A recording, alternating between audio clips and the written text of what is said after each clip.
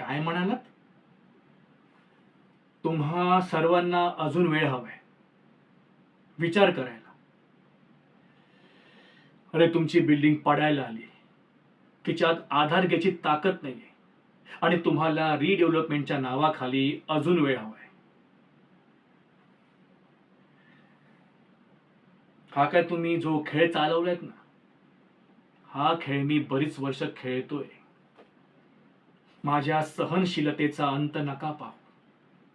साध्या सोप्या शब्दात सांगतोय ना, समजून घ्या. नाहीतर माझी पद्धत काय असते हे तुम्हा लोकांना चांगलंच माहिती आहे. परत सांगायला लावू नका. तुमची ही बिल्डिंग आहे ना, ती आज ना उद्या कोसळणारच आहे. तर सहकुटुंब त्या बिल्डिंगच्या ढिगाऱ्याखाली गाडलं जाण्यापेक्षा मी सांगतोय त्याप्रमाणे शांतपणे ह्या कागदपत्रांवर सह्या करा आणि घर रिकामी करा. मार्केटपेक्षा जास्त पैसे मी तुम्हा लोकांना देतोय, सोबत नवी मुंबईला 1 BHK फ्लॅट विथ फर्निचर. हेच तुम्हा सर्वांसाठी योग्य आहे आणि ह्यात तुमचा फायदा आहे. आणि हो मिस्टर सेक्रेटरी, तुम्हाला माहित असेलच, तुमच्यातले दोघे तिघे जण फारच हुशार आहेत. कोणाचे कोणाशी काय संबंध आहेत, कोण कोणाकडे जाऊन काय तक्रार करतंय, सगळं माहित आहे मला. तुम्ही हुशार वाटतात, समजावा सगळ्यांना. काय आहे, मी शांत आहे ना तोपर्यंत शांतच आहे. पण एकदा काय माझं डोकं खराब झालं ना, तर तुम्हा सर्वांचं घर वाचवायचं स्वप्न मी धुळीला मिळवेन.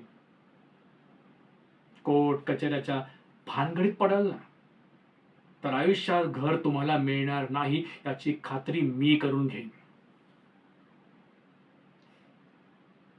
प्रेमानं सांगतोय ना, समजून घ्या की.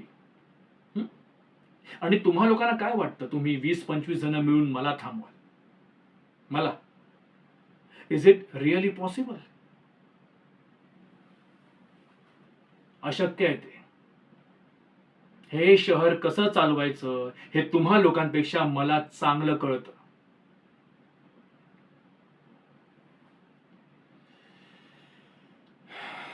ठीक आहे, तुम्हा लोकांना वेळ हवाय ना, दिला.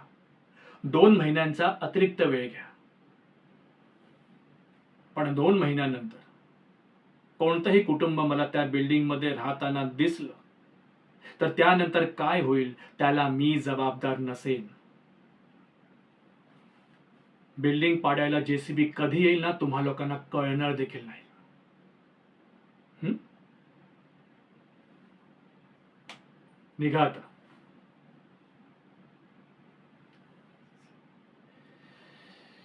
आणि हो, माझ्या सहनशक्तीची अजून परीक्षा नका घेऊ. महागात पडेल सर्वांनाच.